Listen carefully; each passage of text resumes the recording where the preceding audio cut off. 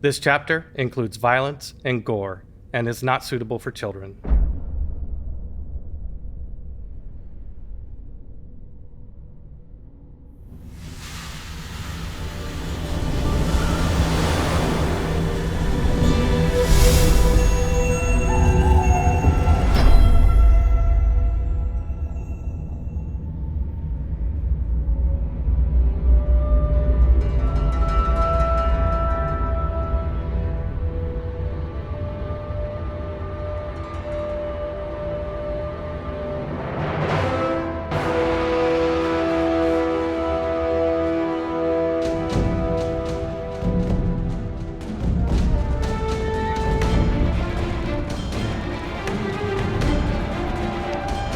A 1,000 battlefields, relentless fighting with no end in sight, eternal twilight, and the thimble winter. A prelude to Ragnarok. Worlds crash, civilizations on the brink, mortals and gods at the tipping point. Norse barbarians, bloodthirsty and cruel, rampaged through the night. Kill or be killed. A nod to free will, or something else. Destiny, or what the fates deemed a life to be. The Legion, stalwart and organized, valiantly kept the frayed edges of civilization from unraveling. This wasn't the first battle, nor would it be the last. Vastly outnumbered, and still the Legion fought on. Young boys dream of war, heroism, and the glory of victory. Not defeat, not utter failure. Then there were two, a centurion and his legatus, brothers against the tide. Ultimately, one stood alone. Kulbrunder, Jarl of Tavjan, charged. No mercy. No pity. Jarl versus legatus. No quarter asked, none given. Just death.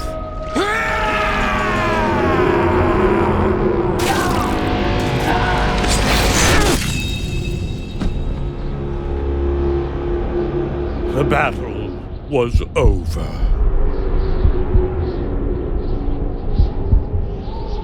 Defeat, failure.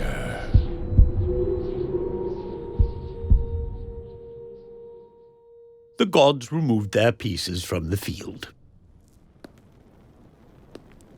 You fought well. Drats. Broken again. Reiswitz George von Gustavus, a 12-year-old version of the imperial officer he aspired to be. Like his father, Helvig Johann von Gustavus, who also enjoyed games of strategy. Their favorite was Invigi, a military simulation involving toy soldiers on an open play surface. But Reiswitz desired a more intricate war game that could also be utilized as a teaching tool to emulate real-world battles. Instead of playing with boys his age, he spent hours upon hours reading war manuals and devising new rules for his advanced Invigi system. The new swarm rule is a nice addition. Quite effective. You can't use that rule in this scenario, can you? Unconventional infantry tactics often put a conventional enemy at a disadvantage. You'll learn. Helvig encouraged such creative endeavors from his son, and was just as happy to teach him the hard truths of warfare. I had the superior numbers. So you did. But sometimes it pays to be creative. But you cheated. There's no cheating in war. Only the living and the dead. Someday we will replace these war-weary toys with authentic Imperial soldiers. How'd you like that? Someday? Right. That is right. Someday you will. But only if you come out of this attic. As his father's words faded, Reiswitz was already devising plans to fine-tune his new swarm rule mechanics. Enchantment's Guard. Home to the 10th Legion, commonly known as the Warhawks. When the inhuman spirit summer shined brightest, it was a sign of temperate weather, long days, and military maneuvers. Drills. In other words, war games. Not the type of games played on tables with toy soldiers. Rather, the genuine article.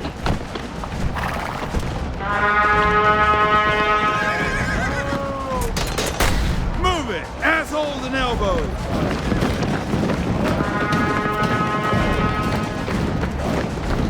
At the start of each summer, the 10th Legion would spend 2 weeks in the field engaged in precision drills and maneuvers, honing spear, sword, and shield. Tactical formations, testudo, triple line phalanx, and wedge.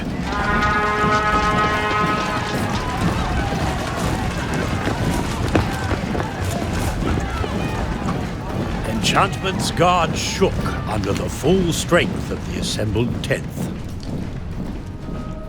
The 10th Legion consisted of 5,000 infantry and cavalry, legionnaires and officers, double that in auxilia, support, and supplies.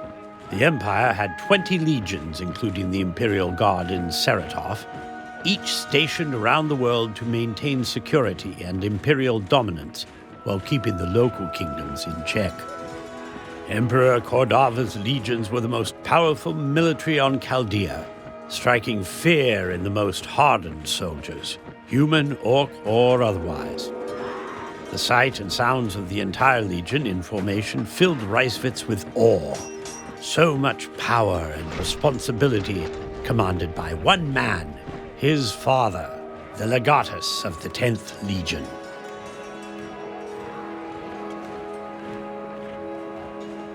Come eat, Master Reiswitz. Can you believe it? All 10 cohorts are participating in the drills. Have you ever seen such a sight? A spectacle for both the boys and men, I should think. Reiswitz could barely contain his excitement as he stared at the bounty of the summer's feast spread before him. He ripped into breakfast like a wild Tavjan lion into its prey. If you plan on becoming an officer, then don't eat like a soldier. Etiquette, please. Medic, coffee? The silence in your wife's absence is much to be cherished, mein Herr. Then cherish it now. Reiswitz couldn't stand the thought of being stuck inside while the Legion, in full regalia, was assembled on the campus grounds outside without him. Full regalia.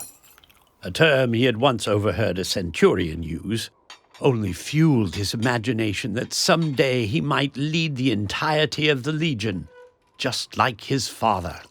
The son reflects their father. Better a soldier than a hen-pecking servant. Yes, mein Herr. Father, can I ride with you today? You? Reiswitz held his breath, waiting. Please, just to the other side of the garden bridge. Every year he asked the same question, expecting the same disappointing answer. No. This year, his father had to say yes. After all, he was 12 years old, no longer a child. No. You'll ride as far as the bottom of the steeple, no further. Then home at once. Excellent. You hear that, Merrick? I get to ride with father at the head of the Warhawks. I need my cloak. I don't want him wasting away the summer in that attic, understand? Of course, mein Herr. Helvig worked very hard to legitimize the family name. having come from a long line of scoundrels and brigands unworthy of a noble title. Keep him training, body and mind. On his watch, he would do his damnedest to keep Reiswitz on the straight and narrow. The von Gustavuses would not slide back into ignominy. 30 minutes later, the 10th Legion waited silently. Like Reiswitz's toys in the attic, they were ready for whatever the commander required. Legatus Helvig, his son by his side, gave the order to march. Each cohort, led by their centurions, followed the legatus and tribune through the main gate, under the watchful gaze of Emperor Cordava's Drazeldar sentinel, and onto the steeple causeway.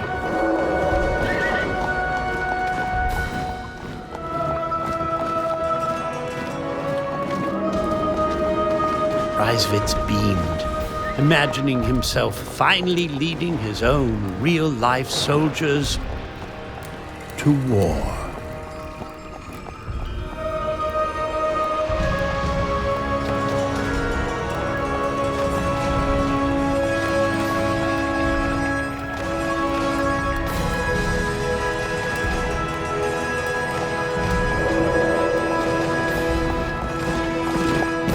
That's as far as you go. But just like that, Legatus Reiswitz's dream of leading his army was over. Where the steeple ended, the Waldsteg Bridge began, as it crossed the Garnon River. I know, but just a little bit further. Someday, Reiswitz. Someday. Someday would not come soon enough. Morning lazily transitioned into afternoon. Seldom allowed outside the confines of the fortress walls, Reiswitz was in no particular hurry to return, especially if it meant going back to Merrick and his endless list of chores.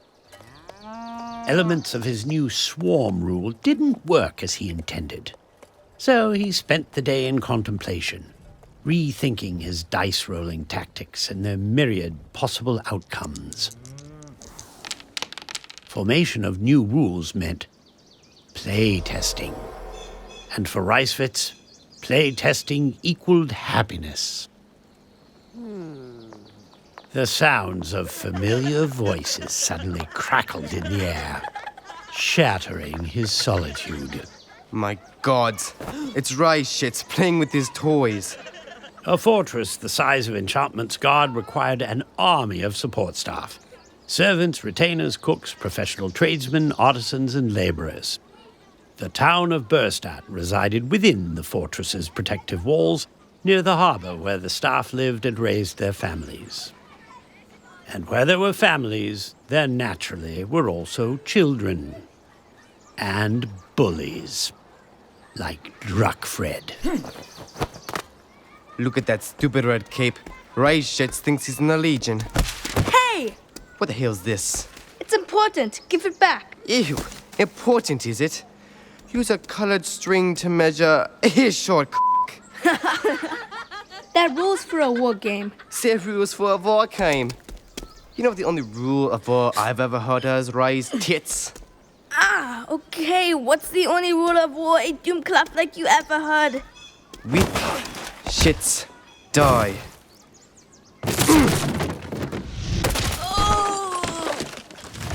Who's the dumb cough now? You boys, what are you doing? The Imperial Legions, a finely tuned instrument of war, maintained peace and tight control over Chaldea's many colorful kingdoms. The Legion generally ignored local politics unless the world were on fire, leaving provincial matters to magistrates and knight orders. And in the Kingdom of Hesse, local law enforcement was administered by the Hex, who kept roads and bridges clear of highwaymen and would-be hooligans. See you around, Reiswitz.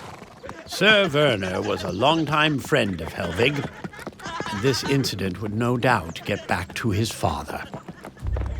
Don't let those boys bully you, lad. Bullies are like ticks. Once they get under your skin, there'll be no getting them out. Remember that. Yes, sir, Warner. Embarrassed and ashamed, how could Reiswitz ever expect to be an Imperial officer when he couldn't even protect himself?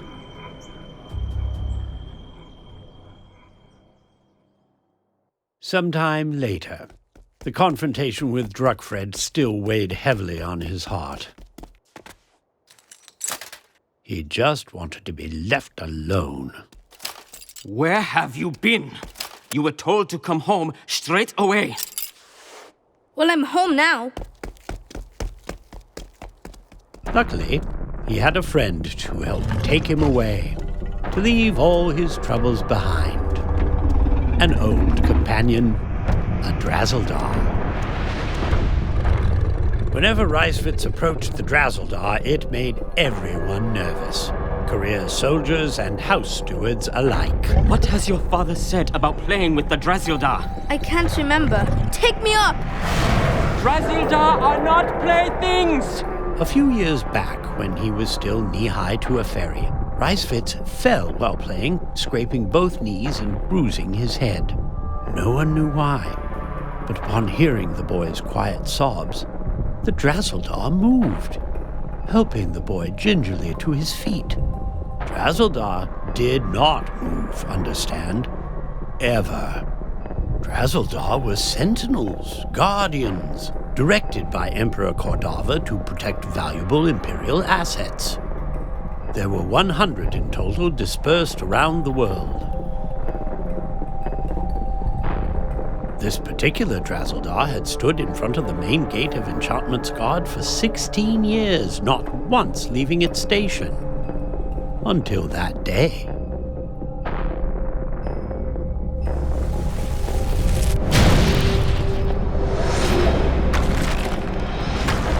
The Drazeldar returned Reiswitz to his favorite place in the world, the attic. Reiswitz knew he was in big trouble. Merrick would soundly reprimand him. But at the moment, he didn't care. Thank you. Package delivered. The Drazeldar promptly returned to the front gate, but not before causing a wee bit of mayhem and a dollop of destruction. The conversations that evening in the soldiers' mess would almost certainly be spirited due to the havoc wrought by the Drazeldar. But again, Reiswitz didn't care. Life was never boring in Enchantment's Guard. Important government news and goings-on always kept things interesting. Whenever Reiswitz became disinterested in study or chores, he would climb out onto the roof. Together with his friend Chippy, he stared out upon the campus in quiet contemplation. A fixture around the fortress, Chippy, a granite gargoyle of few words, always perched moodily outside of Reiswitz's attic window. Anything new today, Mr. Chippy? I, for one, got to ride with my father today. Now he's off with the Warhawks to play war games. I swear, I don't know why they are constantly drilling. It's not like we're going to war. It's not like in the day of the dwarves. They knew how to war, fighting the dragons and the claw hammer and all. The stone creature earned his nickname from Reiswitz due to the sizable chip on his shoulder that the boy later learned matched a sizable bad attitude. But even Chippy sometimes grew tired of lazing about gathering moss. You don't have to tell me. I was there. Right. Keep forgetting. You were there for everything. The gargoyle would often head out on weeks-long hunting excursions in the neighboring Garnon forest. If only Reiswitz could fly like Chippy, free to explore. His mind's eye propelled him into the Garnon and into the future. A future where he was the legatus of the Warhawks, leading war games like his father before him. His career path was set in stone. training at the prestigious Contubernium Military College in Latium, where both his father and Emperor Cordova attended. After graduating, he would return triumphantly to defend the honor of the Empire, eventually attaining legatus status at last.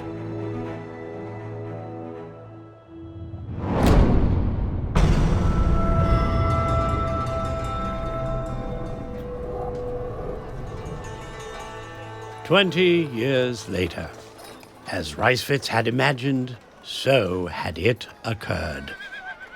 After graduating summa cum laude, his first post was as a tribunus in the 16th Legion under legatus Gaspar in Somaria. Dedication and hard work, as well as dealings with assholes, bureaucrats, and power brokers, had brought him full circle back to Ogstad. Home, newly promoted, legatus of the 10th Legion. You know what we need? A real war, instead of these drills upon drills without end, without consequence. Could you arrange that, Centurion? Finding me a war. Emperor Cordova outlawed wars, sir. Cordova. He clearly hates me. You could put in a transfer back to the 16th. Legatus Gaspar reports plenty of action. The 16th? Never again. Besides, I said I want a real war, not skirmishes with monsters. I could lead a sentry into Somatia, dressed as Hex Regulars. Pick a fight with Katuzili, bloody his nose, and with luck, those desert raiders will burn a path across Hise right for us. You're a true friend, but no. Reiswitz's father's birthday was fast approaching. The old man became grumpy and melancholy in his old age, though he was unlikely to admit it. No longer charged with the daily routines of the 10th Legion, Helvig assumed the sole duties of governorship of Nisha, a position he called babysitting idiots. If nothing else, it might keep you amused until your father's birthday. Reiswitz spent months searching Ogstad for a suitable birthday gift that he hoped would lift his father's spirits. His father wasn't fond of birthdays, or any holiday for that matter. Anything that brought family together he avoided like orcs. Father's birthday. Then there's that. Not an easy man to please. Still, perhaps. What do you give a surly governor far along in his years who hates everything? It was an unenviable task. In a nearby toy shop, in the back room, Duke Seifried, toy maker and owner of Duke's Toys, admired his latest creation.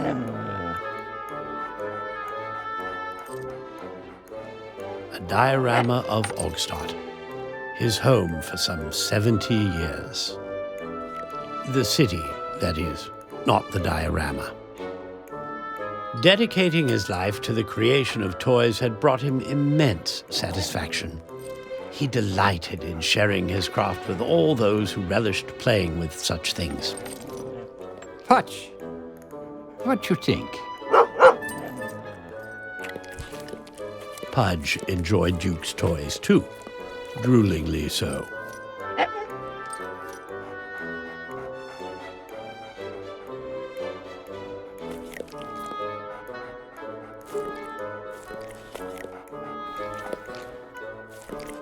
Bad boy.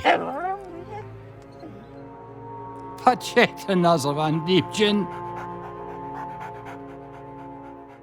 Ann! Muffled, angry voices drew his attention.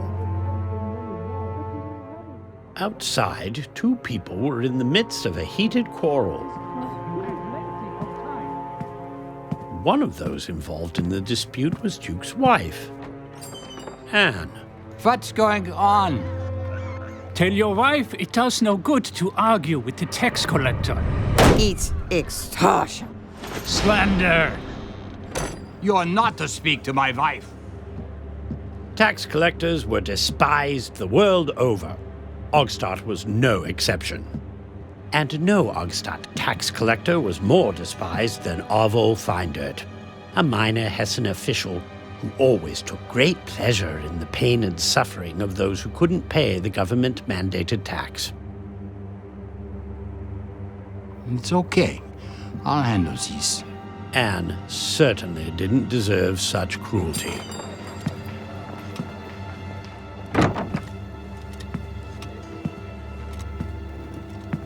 Welcome.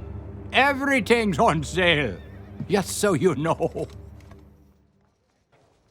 I'll pay. We just need more time. You've had plenty of time. A city can only operate if its citizens pay their taxes. But the city keeps increasing the rate. We're a small shop. Your excuses have grown tiresome. Pay your taxes in full tomorrow. The click-clop of Arvo's cane gradually waned in the distance, leaving an empty silence and despair. How was Duke going to get out of this financial pickle?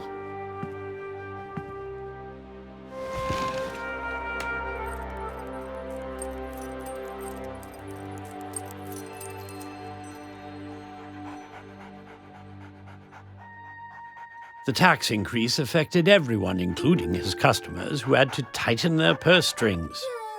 With less disposable income, they had less money to spend on toys. And with less money to spend on toys, well, hence the pickle. Now that we have some peace and quiet, are these made of metal? Tin figure and soldiers. Reiswitz had never seen a toy soldier so meticulously precise. It was damn near lifelike, almost as if he were holding a tiny, living legionnaire in the palm of his hand. They are exquisite. I've seen wood soldiers, but never metal. It's a secret process I develop. Joyful memories flooded his mind. Young Reiswitz in his attic wargaming with crude wooden soldiers. Is this all you have? Long ago, his father had promised, "We'll replace these war-weary toys with authentic Imperial soldiers." and here they all were, staring him in the face. I have a few more in the back. That's not enough.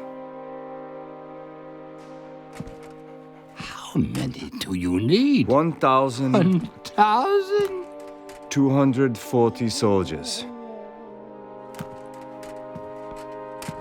A birthday gift for my father.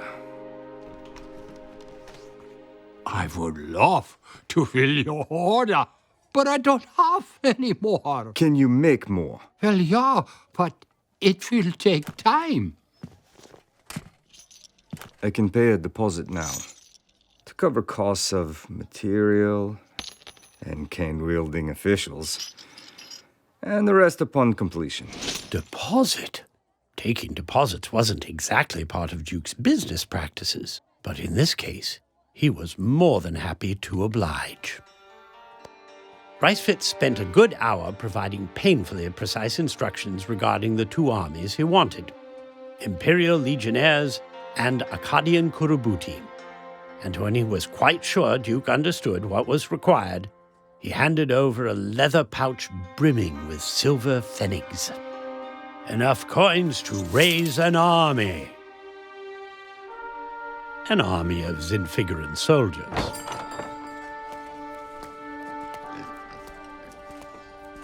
And upon completion, The final payment would make their tax problems go away. And Ogstad Tar is a soaring soul, as free as a mountain bird. Ow! Der? Mein hip. Early the following morning, Ogstad, alive and well, eager for the day. And so was Avol Findert, hungry for his pound of flesh.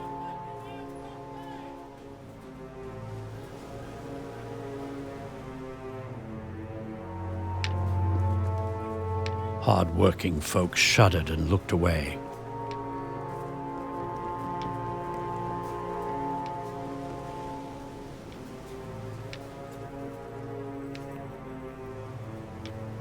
The tax collector had returned.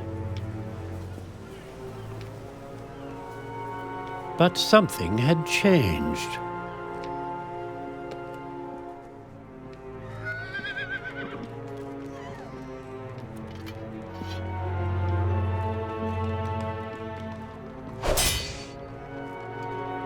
The shop is closed.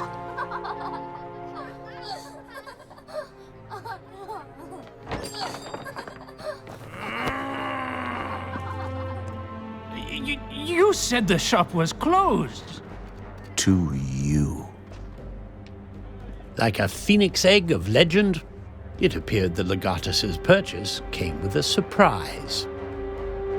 A rather large and intimidating soldier. How dare you? I'm a minister of the court. Not a toy, and altogether real, wielding both gladius and scutum. Move along, Minister, or be arrested for interfering with Imperial business. In other words, treason.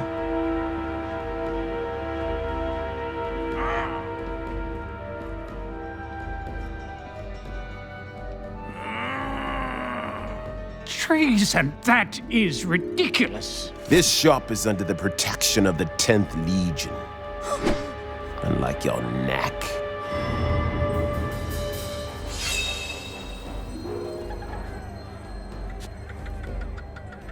Legatus Reiswitz had waited a lifetime to replace his aging wood soldiers.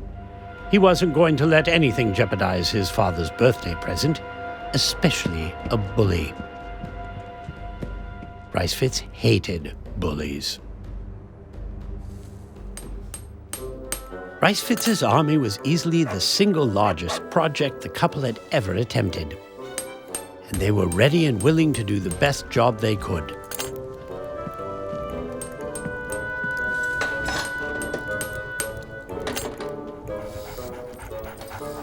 Duke and Anne quickly got to work.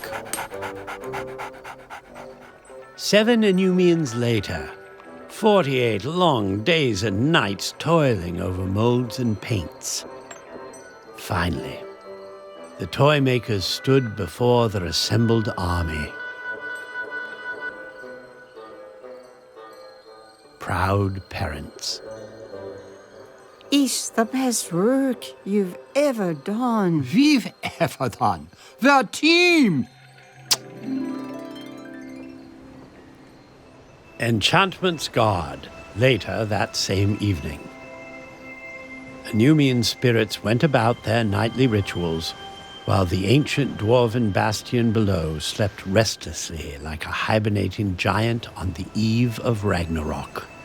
Vigilant legionnaires stood guard among the fortress's many watchtowers and ramparts, its many windows dark, save one. Gordava decreed the Church of Set the one true religion of the world. The law required each imperial castrum, including Enchantment's Guard, to maintain a sanctuary. Yet even at this late hour, the shrine to Set didn't bring Helvig the solace he desired.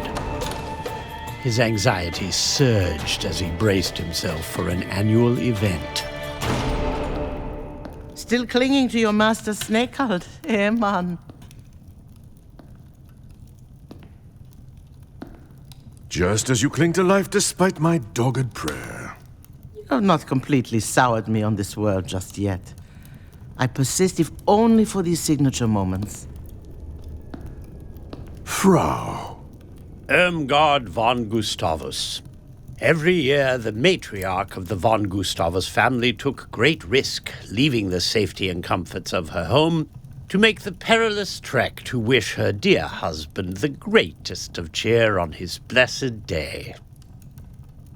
Joyous birthday, husband. Joy is a songbird. Joy is a 20-year-old Scotch.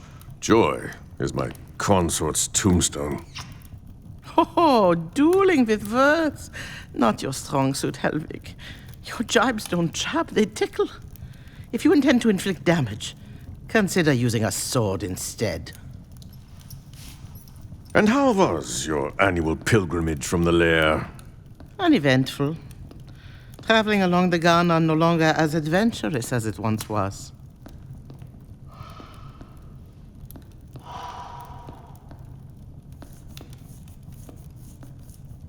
Sons brigands. Such a pity. A soldier's life, purposefully structured with duties and responsibilities, required preparedness at a moment's notice. This meant running into harm's way and defying ultimate peril.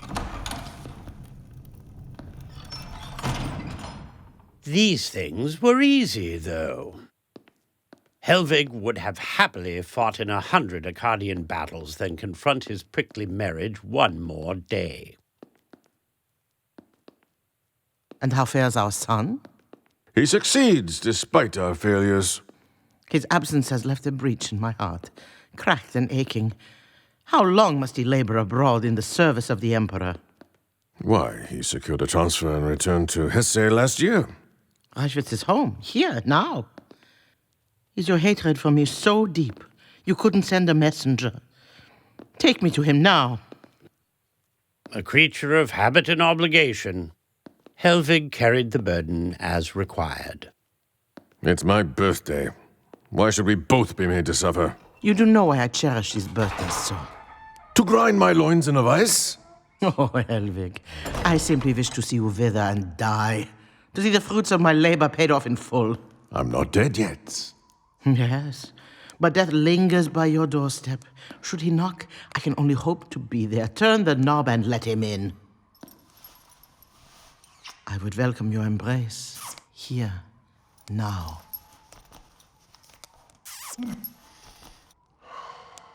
No, I think not. One rarely escapes the embrace of a Black Widow twice. Never were two people less compatible. Barely teenagers when they were thrust together by political demands of their families. Hers required rank and title to protect their wealth. His family desperately sought money to remove a sizable lien on the family estate. Reiswitz lingered quietly, anxious to avoid the combatants. Mother, here to torture father once again, I see. Reiswitz, my boy. He's beautiful. We really should have made more. Yes, he is, and we should have. Hammer and anvil together once more for their annual banging. Summon the KI! Why didn't you write? Let me know you had returned. You know why. My earliest lessons on high-stakes diplomacy were how to circumnavigate these marital encounters. If this was what marriage offered, Reiswitz desperately wanted to sidestep it. And he intended to at all costs. This is your revenge?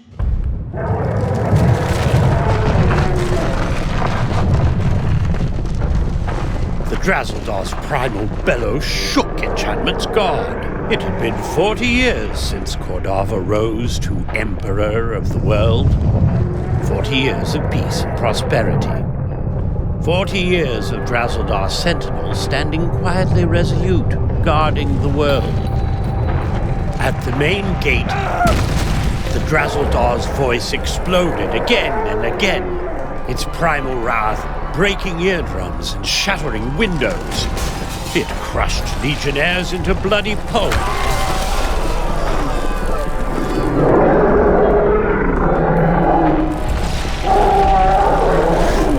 Was the creature's inexplicable behavior out of fear, pain, or anger? Impossible to say. No one had ever experienced such a thing. Off the causeway it leapt, onto the coastal highway, destroying supply wagons, and into the river, where it soon disappeared into the Garnon forest. The aftermath of the mass destruction left the von Gustavuses speechless. The family squabble, forgotten. F***ing hell. Get down there immediately. I want a report of casualties and wounded on my desk by midday. Yes, sir. I fear something terrible has happened. When Drazaldar moved, the world quakes! Politics as usual. The fool who irks Cadaver will soon be drawing their last breath. The aberrant event with the rampaging Drazaldar remained a mystery. But Helvig never allowed a good crisis to go to waste. Whatever the case may be, she must go. What? Delivery day finally arrived. In town, news of the Drazuldar's rebellion had not yet reached Ogstadt, so people went about business as usual. Legate Reiswitz had spent extra coin for Duke to personally deliver the toy soldiers. Insurance that he would get what he paid for. Additionally, he was providing Legionnaire security. Still more insurance. Anne was so proud of her husband. His creations brought joy to countless generations of children.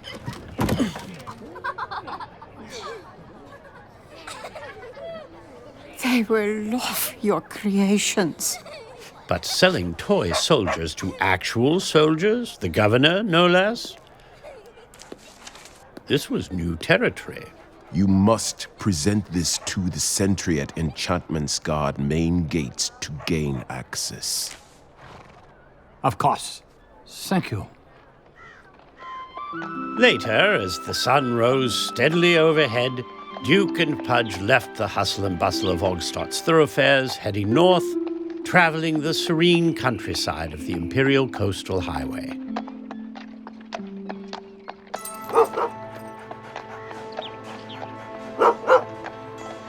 Ja, Pudge. I know he speak. Enchantment's Guard. All his life, Duke had only seen the imposing Imperial monolith from afar. Even in his wildest dreams, he had never once imagined that a commoner like him would get the chance to actually see inside the place. It would prove to be a day of many firsts. Duke shared the steeple causeway with Imperial Legionnaires, the hegemon of Chaldea.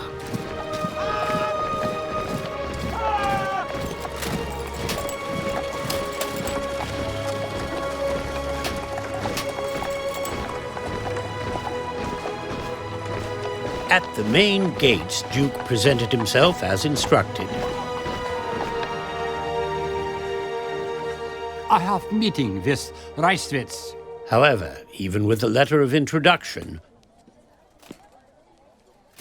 a wrong word or a nervous twitch could send him to the stockade, or worse. You mean legatus Gustavus? What's in there? Toys?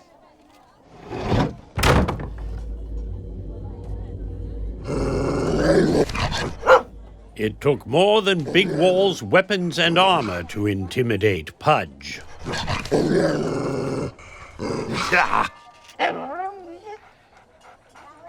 Shh! Be nice! Pudge is very protective of Governor Helvig's birthday present. They're delicate.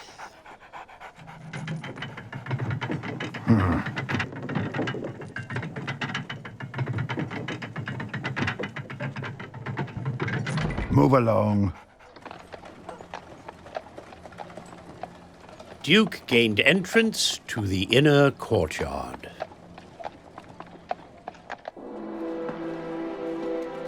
Yes. You're here at last. Reiswitz greeted him with all the excitement of a raw recruit newly awarded his first sword and shield.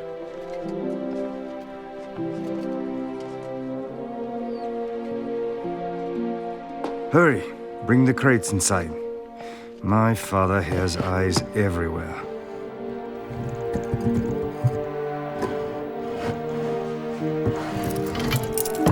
Be careful! Sorry. Inside, the toymaker marveled, in awe of the majestic halls and ornate dwarven architecture. Enchantment's Guard, one of the great wonders of the world. Constructed in antiquity by the dwarves before humans could call Chaldea home. The detail Duke painstakingly imbued the Zinfiguran soldiers with was a mere trifle compared to what he now beheld. He quietly followed the soldiers through the guard's intricate mazes of twisting corridors,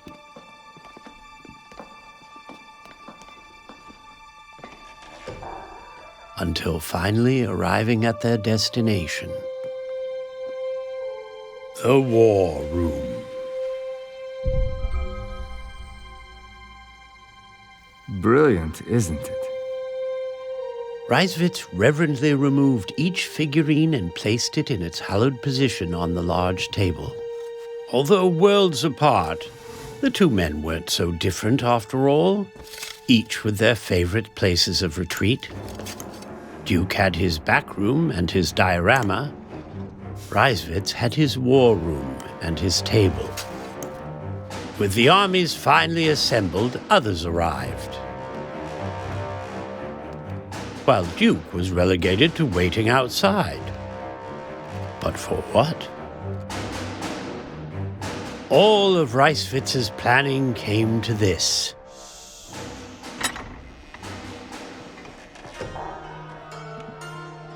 The presentation of his father's birthday gift. However, Governor Helvig von Gustavus was not altogether happy.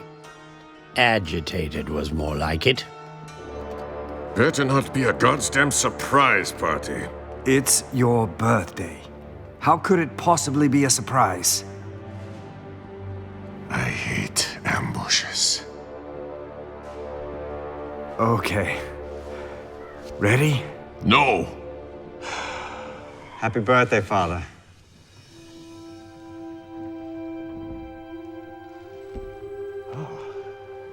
You've always dreamed of authentic figurines with matching weapons and armor.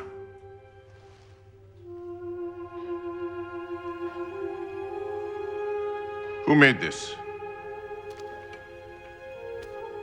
May I introduce Duke Seifried.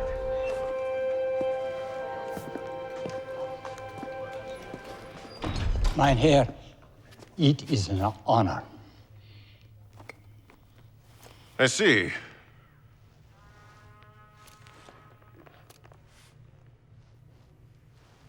That will be quite enough. Father, are you not pleased?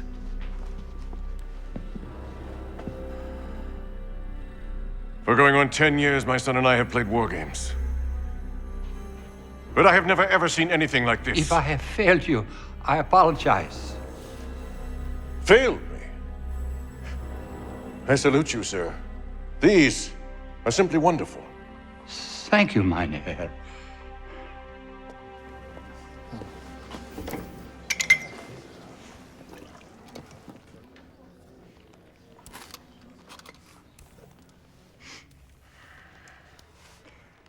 To Helvig Gustavus.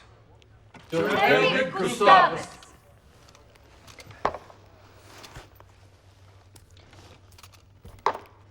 Now, let's play. Men, We are about to embark in the fight of our lives. I must tell you that many of you will not make it. But all of you will live on with this moment. In here and in here.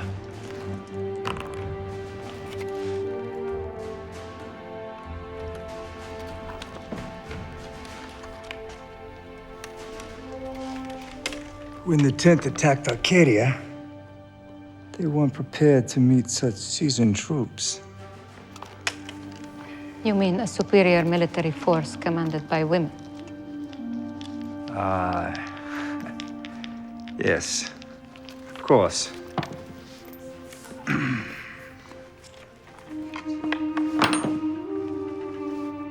Sir, if you'd led the 10th back then, you would not let the novelty of women commanders muddy your senses, now would you? You prod me, Centurion. Let me say this. Today, woman commanders are a novelty no more, and the most valuable asset. You always were an arse man.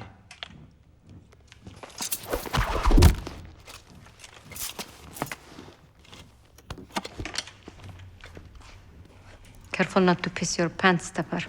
Wouldn't want to get your asset all wet. Touché, Salva. Touché. Well.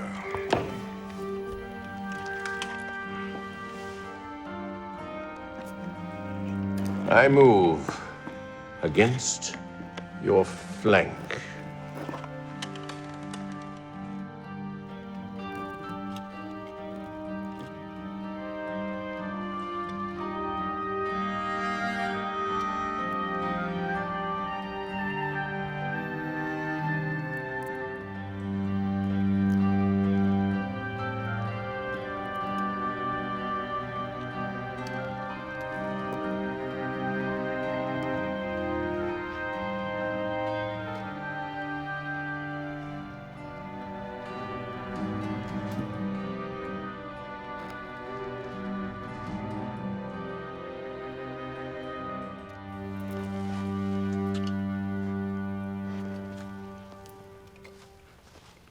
Time for the reinforcements to arrive.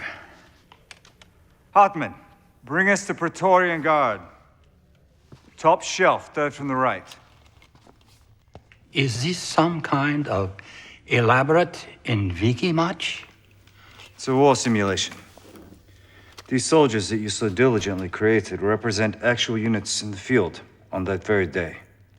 This is legatus Nagone Vernier. If only he'd played out the scenario in advance in a way such as this. Then he lost? No, actually, he won. Yes, but at great sacrifice. Vernier didn't know his options, the fool. As we like to say, better to lose soldiers on the table than in the field. These toys save lives, man. Quite remarkable when you think about it. Now I see. The Emperor is dead. Emperor Cordava was found this morning, dead on the throne, impaled by a spear. What spear? The spear of Set. Only Set himself could manifest such a kill. And without Cordava to keep Surnil in check. Gods. Surnil will attack. And swiftly. Call up the reserves, now!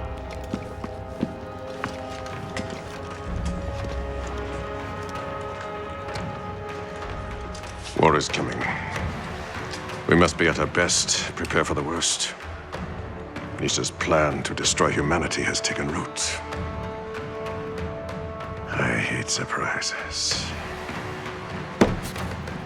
Initiate battle simulations at once. I want to know each and every possibility to stop this wretched abomination. This is one birthday I will not soon forget.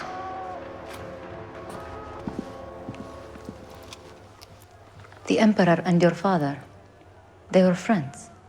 Cordova gave him the 10th after the Battle of Arcadia. Your father was there. Werner underestimated the Arcadians. Nearly lost the entire Legion. How? The officers pinned down. Werner killed. His father single-handedly seized the hill, saved the Warhawks. Enough war stories.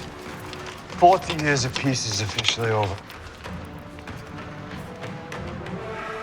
What do we know about Niche? Sources are sketchy, but think about it. Niche breeding pits crapping out these monsters for what? Damn near half a century? 200,000. 200,000 screaming orcs. My gods. Where's the toymaker?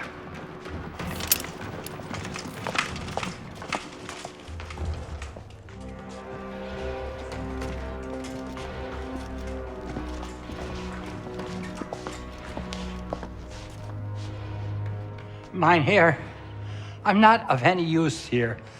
I only get in the way. Have you learned nothing here tonight, Mr. Seifried? You are suddenly a vital cog in this war effort. Now, do you know what an orc looks like? Orc, mein Herr? I cannot say. Then you'll soon be getting an education. We're going to need orcs, toymaker. Lots and lots of orcs.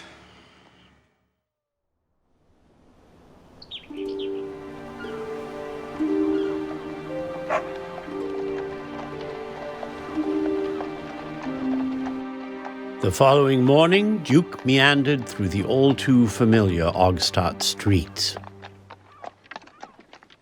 However, an uneasiness shadowed him. Though his cart was empty, Duke carried a heavy burden, knowledge of things to come.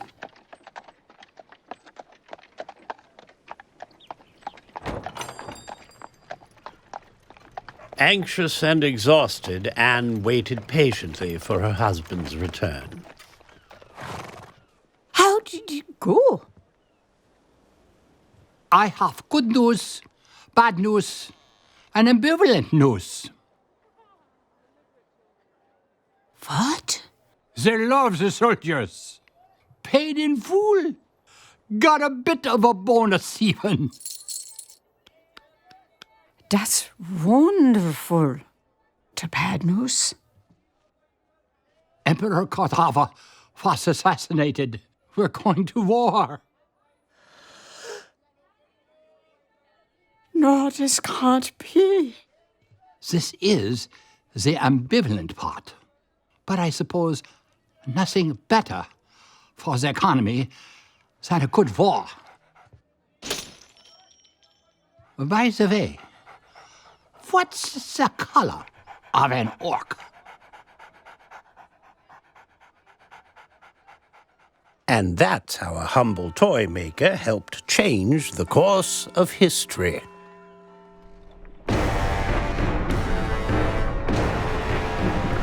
Meanwhile, deep in the bowels of Niche, ancient powers stirred. The enemy of man and peace lay dormant in hibernation. Mazan. Once again, Chaldea is at war.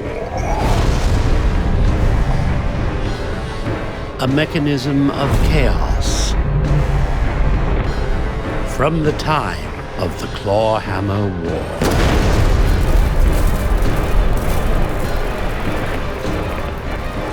Mazan, the supreme commander of the forces of Niche. A creature of hate so volatile, the elder dragons were left no choice but to encase him in a block of solid diamond for 1,000 years. Serenel, what is your bidding?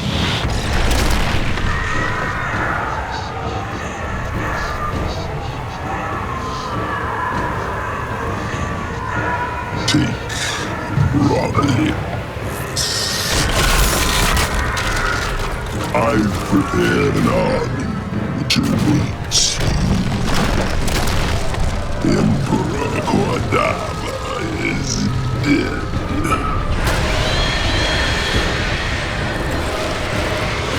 It's time the humans pay for their crime.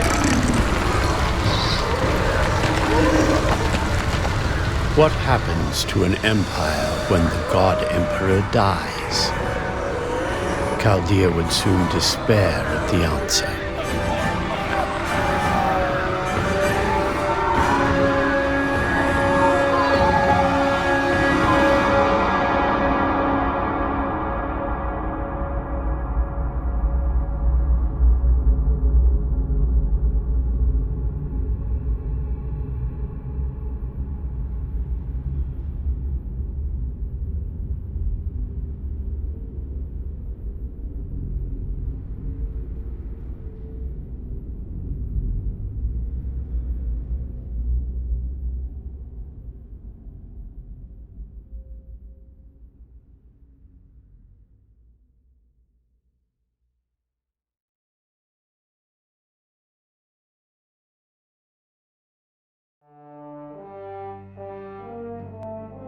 Set kills Cordava! Set kills Cordava! But this is blasphemy! Oh, goody. You like it? No, I do not like it. Who's your source, your asshole? Let's soften the headline, make it less sensationalistic. Boring. Must get the news to the people.